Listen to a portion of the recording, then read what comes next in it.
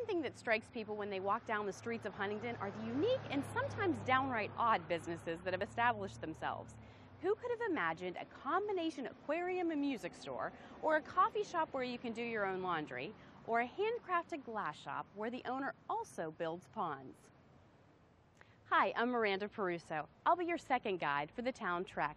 Sean tells me you're interested in hearing about ghosts? Well, we'll get to that in a minute. Vintage art glass is nothing less than a glass garden, and an abundant one at that. It's almost cluttered, but in a very welcoming way. Parents may hesitate to take their children into a glass shop, but Leah is very passionate about teaching kids to love art early in life so it can be enriching to them. Kids can also be entertained by the stuffed animals and the real cat, who you can often find lounging in the sun. The experience at Vintage Art Glass is unique because the owner knows the whole glassmaking process. Let's hear from her now.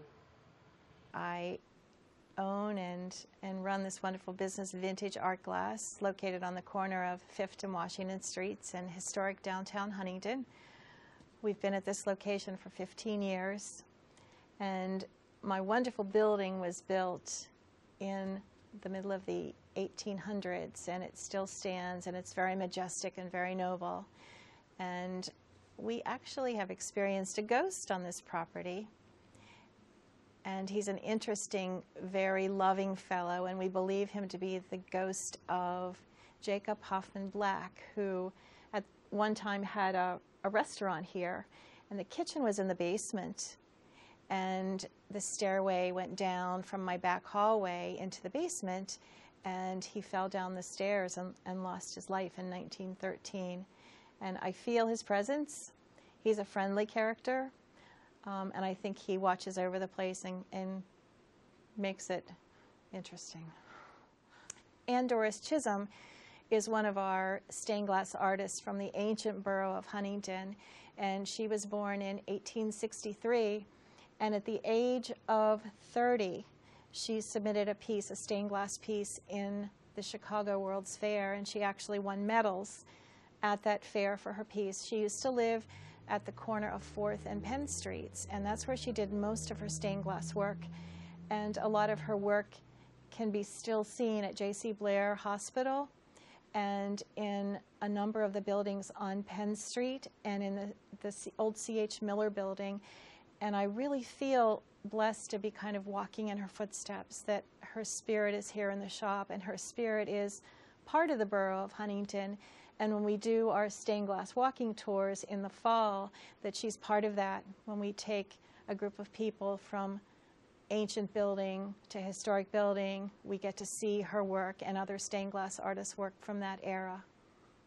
And we're also very, very honored to be part of the Heart of the Alleghenies Route 22 Artisan Trail. And my shop here at Vintage Art Glass is, I'm lucky to be a marketplace where I feature local artists' work, and I'm also a working studio, so anytime I'm open, you can come in and watch me do the stained glass creation and production. You come into my back room, into the working studio, and actually get to see the process of stained glass. We have a magical gift shop.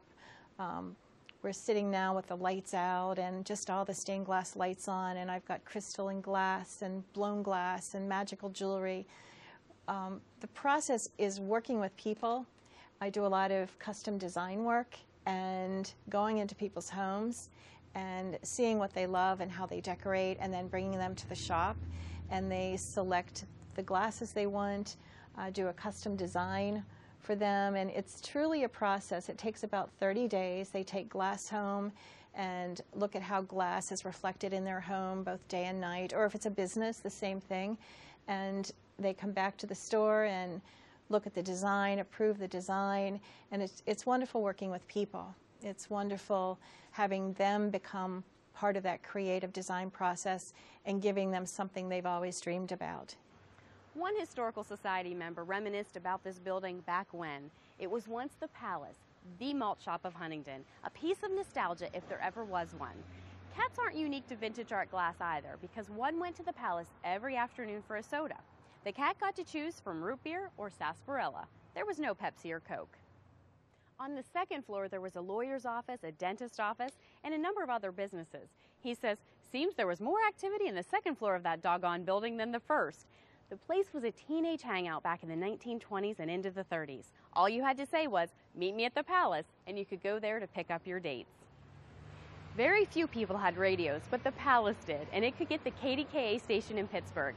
On a Saturday, they would take the football scores for Juniata and the local high schools and mark them up on the window with paint or soap so people could keep up with the games. Crowds would gather around for updates on the World Series as well. Well, we've gone from fragile glass to more manly things like football and baseball, but the arts can be manly too, as Professor Jim Tootin will tell you at Stop 3.